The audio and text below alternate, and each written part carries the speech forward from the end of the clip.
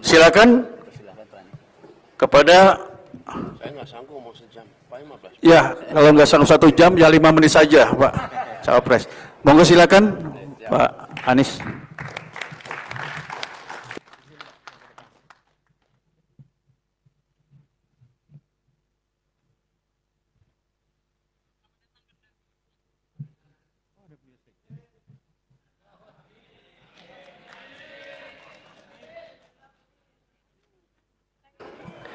Sekarang ini amin aja dulu, Pak. Apapun yang kita inginkan, jawabnya amin dulu. Insya Allah, amin. Assalamualaikum warahmatullahi wabarakatuh. Alhamdulillahilladzi arsala rasulahu bil huda wa dinil haq liyudhhirahu ala dini kullihi wa kafa billahi syahidah. Asyhadu an la ilaha illallah wa asyhadu anna Muhammadan abduhu wa rasuluh. Allahumma sholli wa sallim wa barik ala sayyidina Muhammad wa ala alihi wa ashabi ajmain. Rabbi israh li sadri wa yassir li amri wahlul 'uqdatan min lisani yafqahu qawli. Amma ba'du. Yang saya hormati, yang saya muliakan, yang kami teladani, kami panuti, para alim ulama, para kiai, dan mungkin juga para habaib yang hadir bersama di sini. Wabil khusus pimpinan Majelis Ulama Indonesia dan seluruh jajarannya, juga Dewan Pimpinan MUI Provinsi se-Indonesia, serta para ketua dan para perwakilan ormas Islam keseluruhan yang hadir bersama di sini, yang tanpa mengurangi rasa hormat tidak tersebut nama satu persatu, tapi semua kami muliakan dan kami sampaikan salam ta'zim untuk semua. Pertama, saya ingin menyampaikan rasa terima kasih kepada Steering Committee, Organizing Committee yang telah berbaik hati untuk memberikan kelonggaran waktu pada kami yang semalam mengalami persoalan yang agak personal tapi tipikal Jakarta. Jumat sore hujan dengan segala macam kompleksitasnya, karena kebetulan ke wilayah di luar Jakarta. Tapi alhamdulillah malam hari ini mendapatkan kesempatan untuk berjumpa langsung. Insya Allah takdirnya memang malam ini, dan insya Allah menjadi majelis yang penuh keberkahan bagi kita semua. Nah, iya, jadi kalau sudah amin itu agak repot kita ini Pak nanti. Baru kali ini Pak ada amin diaminkan Pak ini Pak. Aminnya ulama. Jadi sekalian kami hormati, kami mendapatkan tugas untuk berbicara tema yang tadi disampaikan tentang penguatan demokrasi dan pengukuhan harmoni bangsa, persatuan. Karena itu kalau boleh izinkan kami menyampaikan beberapa gagasan utama yang juga barangkali terkait dengan apa yang akan bisa kita kerjakan sama-sama. Alhamdulillah kita mendapatkan keberkahan sebuah negeri yang amat kaya raya. Ketika kita mendengar kata kaya raya, biasanya material. Tapi sesungguhnya kekayaan negeri ini itu ada pada manusianya. Kekayaan yang luar biasa dengan beragam budaya, suku, dan kita berhasil mendapatkan sebuah perjalanan bangsa yang kalau boleh kami sampaikan luar biasa. Ke depan ada visi kami, tapi visi ke depan itu saya ingin sampaikan sebagai sebuah rentetan perjalanan. Alhamdulillah bangsa-bangsa di Nusantara ini, karena orang dari mana-mana untuk menjadi Indonesia ditandai dengan bisa berbicara bahasa Indonesia. Tapi kesepakatan itu dahsyat. Ini membuat kita punya rasa kebersamaan. Seberat apapun konflik yang dihadapi, termasuk konflik berdarah sekalipun, ketika duduk satu meja antar pihak yang bertikai, antar suku, antar etnis, tidak diperlukan penterjemah untuk menegosiasikan perundingan perdamaian. Tidak pernah. Dokumen kita seluruhnya MPR, DPR, pemerintahan satu bahasa. Cuman kita sekarang itu menganggap sudah biasa saja, padahal tanpa itu tidak terjadi. Di Eropa hari ini dibentuk satu negara namanya Uni Eropa, bangsanya 28. Bapak Ibu tahu bahasa resminya di Uni Eropa? Bahasa apa kira-kira kalau di Eropa? Inggris sudah tidak anggota lagi di EU, udah Brexit itu. Bahasa Prancis, Jerman tidak mau pakai. Bahasa Jerman yang lain tidak mau pakai. Bapak Ibu sekalian, bahasa resminya 23 bahasa. Oke. Karena itu ketika Republik ini bisa menyepakati bangsa ini satu bahasa, saya sering sampaikan di forum dunia, Anda mau tahu bangsa paling toleran dan harmoni, lihat di ujung tenggara Asia, namanya Indonesia. Di situ bangsa ini. Dan yang disepakati adalah bahasa Melayu, bukan bahasa yang paling banyak penggunanya. Karena paling banyak penggunanya apa? Jawa. Nomor 2 Sunda, ya. Tapi yang disepakati bukan yang paling banyak. Itu diperlukan kematangan yang luar biasa. Kematangan yang luar biasa. Apa kata orang Jawa kalau utusan Jong Jawa itu pulang ke Jogja, pulang ke Solo, terus tetangganya bilang, panjenengan tambi niku boso seberang itu. Jangan bicara tahun 2023, kita bicara 1928. Anda terima bahasa orang seberang? Apa katanya? Ya, kita sepakati. Mereka memahami, mencari sebuah bahasa yang bisa memberikan perasaan kesetaraan, bahasa yang memberikan perasaan kebersamaan, dan mereka menyadari bahasa yang paling tepat adalah bahasa Melayu. Dahsyat. Dah, itu satu yang pertama.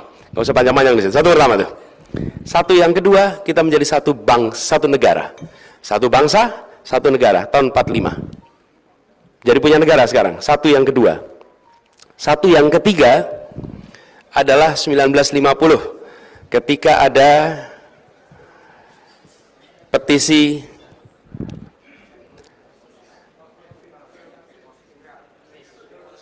Mosi Nazir. Mosi Nazir yang Indonesia kembali kepada negara kesatuan. Itu satu yang ketiga. Menjadi mosi integrasi.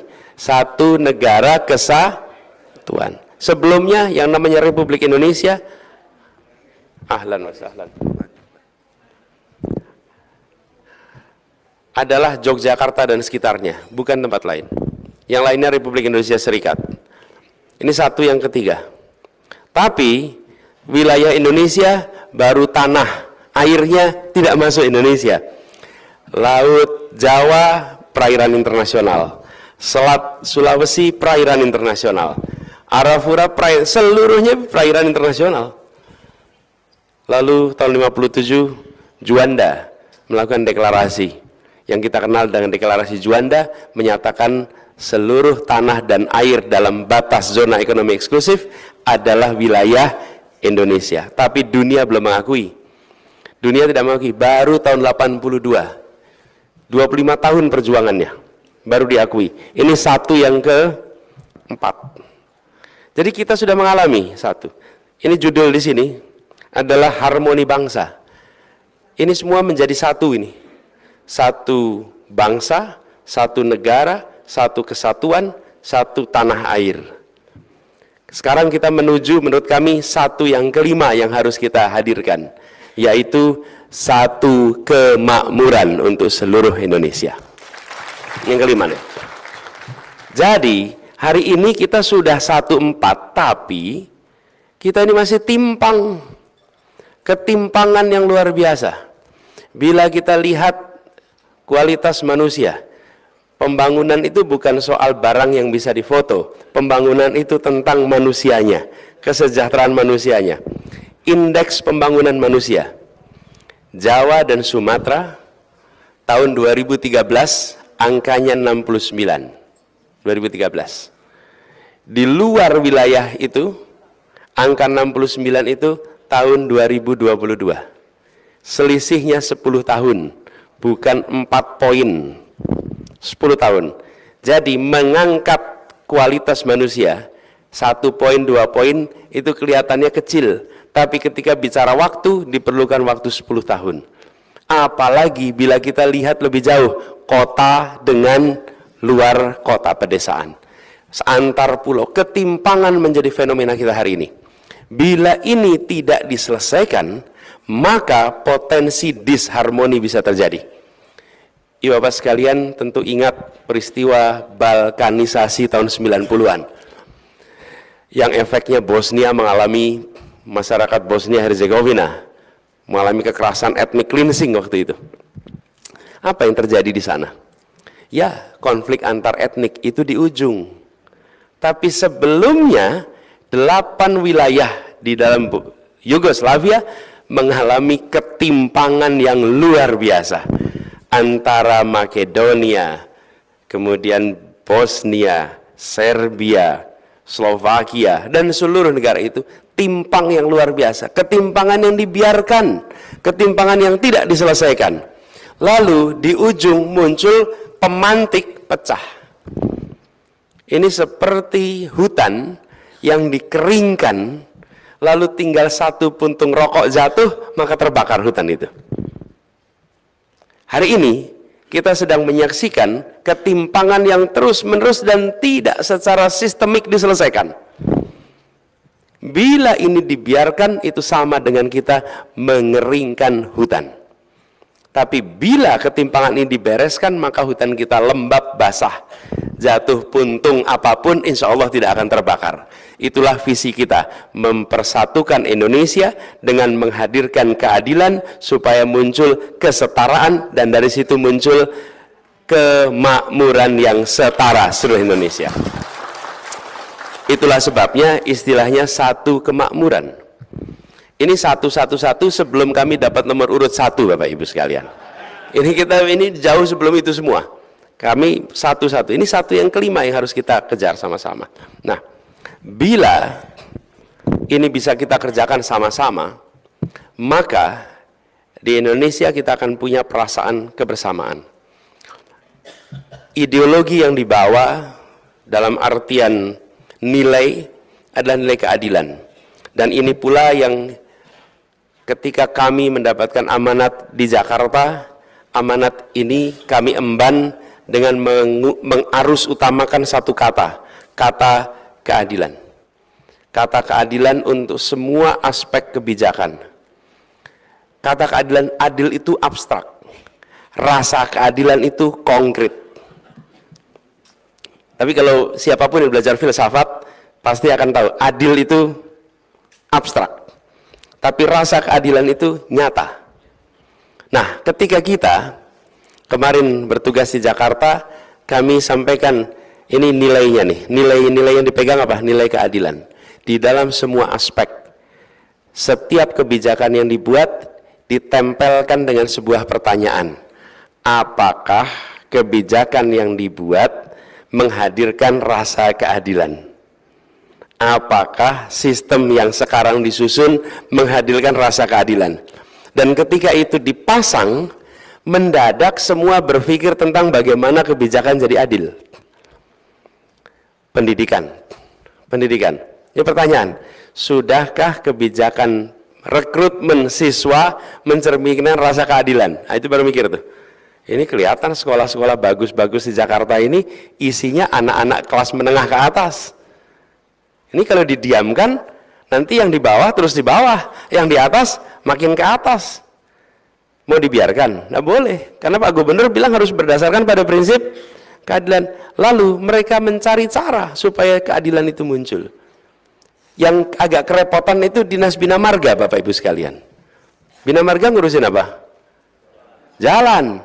Terus ketika pertanyaannya, sudahkah kebijakan Bina Marga memenuhi rasa keadilan? Nah mereka bingung, karena biasanya ngurusinnya aspal, cor-coran. Apa urusannya Pak Bina Marga sama keadilan?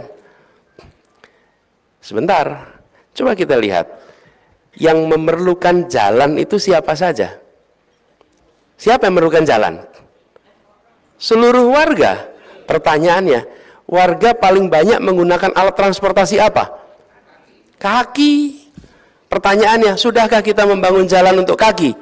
Belum. Ayo bangunlah jalan buat kaki sehingga timbul kesetaraan. Bukan hanya jalan untuk roda, karena transportasi tak hanya berbentuk roda, sebagian berbentuk jalan kaki. Dibangunlah ratusan kilometer jalan kaki di Jakarta. Bapak Ibu sekalian, kalau jalan-jalan sekarang di trotoar-trotoar itu, apalagi kalau sekitar Sudirman, kira-kira Ancol kalah lah. Boleh jalan-jalan di situ. Mendadak kita mengubah kaki, terus apa? Sepeda, terus motor, ras, begitu dimasukkan itu. Taman, sama. Yang ngurusin taman ketika pertama kali dengar, kenapa harus adil ngurusin taman? Taman kan urusannya beli tanaman apa? Di mana urusan keadilan di sini? Sebentar, coba dilihat. Yuk, peta Jakarta dilihat, di mana lokasi taman kita. Nah, ketika diperhatikan, taman-taman kita itu lokasinya daerah yang makmur-makmur. Daerah kampung-kampung nggak ada tamannya. Lah yang lebih butuh taman siapa? Kelas menengah udah punya taman di rumah masing-masing. Yang butuh taman justru mereka yang berada di kampung-kampung padat. Dan alhamdulillah dilakukan pembangunan, kita ini membangun lebih dari 300 mungkin taman. Sehingga sekarang ini apa yang terjadi? Dimanapun kita berdiri di Jakarta, dalam jarak 900 meter akan ketemu taman untuk rakyat di Jakarta. Dimanapun. Mendadak berubah. Tapi solusinya bukan dari saya, solusinya dari mereka. Tapi mereka harus menjawab pertanyaan saya, sudahkah memenuhi rasa keadilan?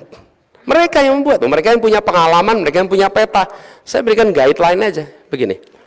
Dan mengubah konsep taman. Taman itu dalam bahasa Indonesia. Kalau dalam bahasa Inggris ada dua, Pak. Ada garden, ada park. Kalau garden itu untuk ditonton. Kalau park untuk bermain. Kota-kota selalu punyanya park. Kita selalu punyanya garden. Cirinya garden apa? Lahan besar rumput, ada tulisannya, dilarang menginjak rumput. Lah terus anak keluarga miskin boleh main di mana kalau anak keluarga miskin tidak main di atas rumput yang dimiliki negara? Nanti rusak, tanam lagi. Nanti kotor, dibersihkan. Bayangkan lahan sebesar Monas itu tidak boleh diinjak-injak untuk anak kecil bermain dari kampung-kampung sekitar Senen, Gambir yang padat yang mereka tidak punya tempat bermain. Diubah itu semua dari garden jadi park, jadi tempat bermain buat anak-anak seluruh unsur masyarakat Jakarta. Berubah.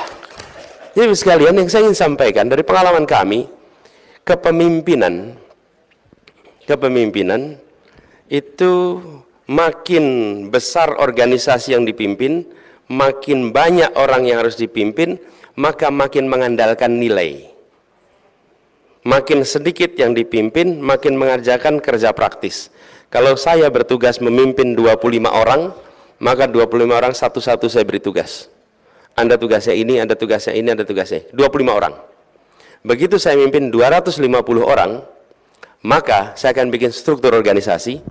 Saya akan menyusun alur kerja, saya akan menyusun target-target, sehingga 250 orang yang berada dalam tanggung jawab saya akan menjalankan tugasnya sesuai dengan misi organisasi. Tapi ketika saya harus memimpin 200.000 orang, seperti di Jakarta, maka saya tidak bisa memimpin dengan memberi tugas satu-satu, saya tidak bisa memimpin dengan bikin struktur organisasi, saya harus memimpin dengan menunjukkan ini nilai yang dipegang, dan nilai itu diterjemahkan oleh semua yang memimpin 250, diterjemahkan oleh semua yang memimpin 25 orang, sehingga menjadi sebuah arah organisasi, berbasis pada nilai, berbasis kepada value, itu yang kita pegang. Jadi, reform yang dilakukan bicara tentang keadilan. Nah, ini juga yang menghasilkan harmoni. Karena kami meyakini bahwa harmoni, kedamaian tidak ditandai dengan tiadanya konflik. Harmoni, kedamaian itu ditandai dengan adanya rasa keadilan. Ketika ada rasa keadilan, di situ ada persatuan. Kalau ada contoh sebuah bangsa, sebuah masyarakat yang bersatu dalam ketimpangan, saya rasa menarik untuk jadi pelajaran. Nah, ada. Bersatu dalam ketimpangan, nah ada. Selalu bersatu dalam keadilan. Keadilan. Dan ini yang kita pegang sama-sama. Jadi Bapak sekalian, ketika kami setahun yang lalu mendapatkan amanat ini kami terima bukan saya mendaftarkan diri, bukan saya mengajukan, saya sedang bertugas di Jakarta, lalu kami diusulkan untuk menjadi calon presiden. Saya katakan saya siap, bismillah, tapi kami ingin membawa agenda ini, agenda keadilan, ini yang ingin kami bawa. Alhamdulillah itu disetujui, dan itu yang kemudian kami akan bawa terus ke depan dengan segala macam tantangannya. Karena semenjak dicalonkan, yang mencalonkan pun punya tantangan banyak sekali. Kalau saya udah 5 tahun di Jakarta, macam-macam tantangannya itu. Tapi Allah selalu berikan jalan keluar lewat pintu-pintu yang tak terduga sebelumnya. Insya Allah ke depan juga begitu. Amin. Amin. Nah, jadi lupa saya ini mau apa nanti. Amin.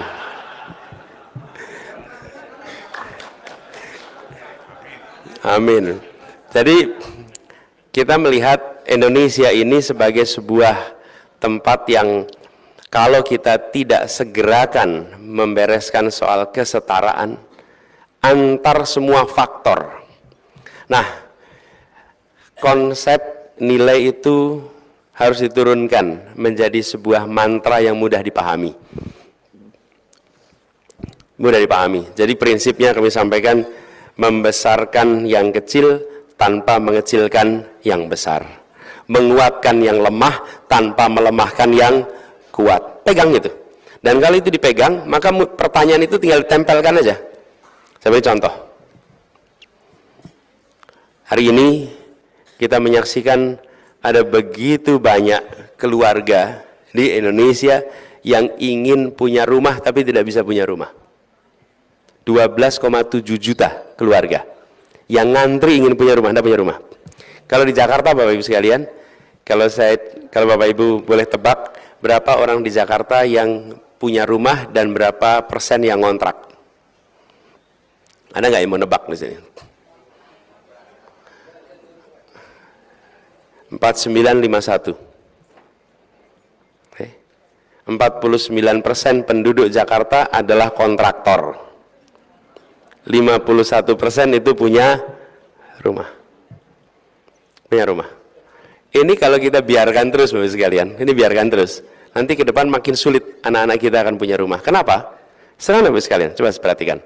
Semua pembiayaan untuk bikin rumah nih, harus pakai KPR.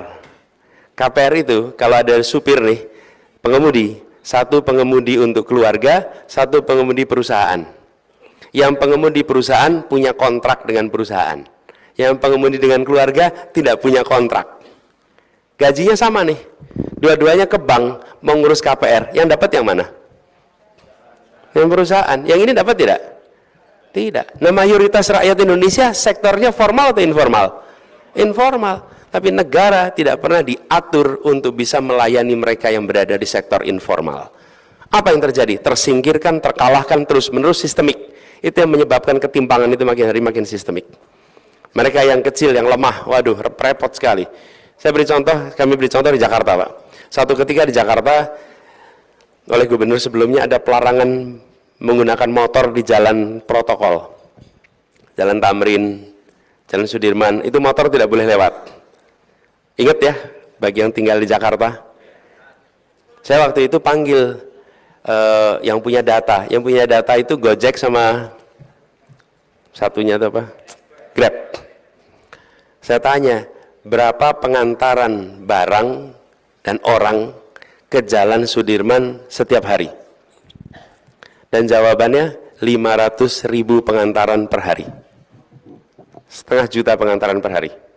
Se-Jakarta pengantaran itu 13,5 juta per hari pengantaran. Sekarang Bapak sekalian, ketika jalan itu tidak boleh dipakai untuk motor, apa konsekuensinya? Maka ibu-ibu rumah tangga yang berdagang kuliner, menjual makanan yang dibelanjakan online oleh mereka yang berada di tempat ini tidak bisa diantar menggunakan motor. Berarti di luar sana ada lebih dari, atau bisa bilang ratusan ribu usaha yang mati karena atau tidak punya channel karena jalan ini ditutup. nyambung secara digital tapi tidak nyambung secara konektivitas transportasi. Itu menghadirkan frustrasi. Dan itu efeknya apa? Menurunkan kesejahteraan. Begitu jalan itu dibuka, maka ratusan ribu pesanan dipesankan kepada keluarga-keluarga yang ada di Jakarta dan mereka bisa mengantarkan dengan motor dan harganya terjangkau. Masalah diselesaikan. Kami sekarang melihat ini ada ketimpangan-ketimpangan banyak sekali. Kenapa? Karena negara hanya mau menyusun kebijakan yang memudahkan bagi dirinya. Paling mudah adalah cari orang kerja sektor formal. Sektor informal ini ribet. Ribet sekali. Usaha juga begitu. Jadi Bapak sekalian, kami melihat bila ini didorong dengan baik, maka kita bisa melakukan reform semua aspek. Apalagi kalau sudah sampai pada kebijakan pendidikan. Kebijakan pendidikan kita telah mendorong industrialisasi pendidikan, khususnya pendidikan tinggi, dengan beban biaya yang dititipkan kepada keluarga, bukan dipegang oleh negara. Bila ini kita teruskan, kebijakan ini, maka kita akan menyaksikan ketimpangan yang akan makin luas. Anak dari keluarga mampu akan mendapatkan pendidikan baik, masa depan baik. Anak dari keluarga yang kurang mampu akan mendapatkan pendidikan biasa, dan terus ke bawah. Sudah gitu, swasta dan negeri. Sekolah swasta dan sekolah negeri perlakuannya berbeda.